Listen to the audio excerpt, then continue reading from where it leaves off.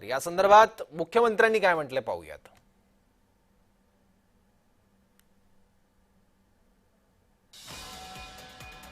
Hyderabad gadget लागू करण्याची पहिल्यापासून तयारी होती। जरांगेंच्या सरसकट मागणीत कायदेशीर अडचणी होत्या। कायदेशीर अडचणी जरांगेंनी मान्य केल्या असं मुख्यमंत्री देवेंद्र फडणवीस यांनी सांगितलंय।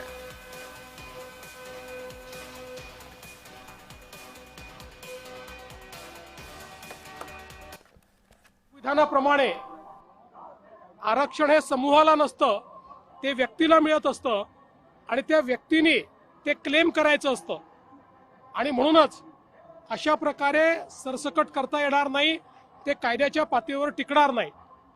आणि त्यांनी देखील काल ती भूमिका समजून घेतली, स्वीकारली आणि त्यांनी सांगितलं जर कायद्यात सरसकट बसत नसेल तर सरसकट करू नका। आणि मला असं वाटतं की त्यातनं हा जो काही एक स्टेलमेट होता तो स्टेलमेट मागे झाला। सातत्याने राजकारणामध्ये टीकाही सहन करावी लागते आणि लोक तुमचं स्वागत देखील करतात।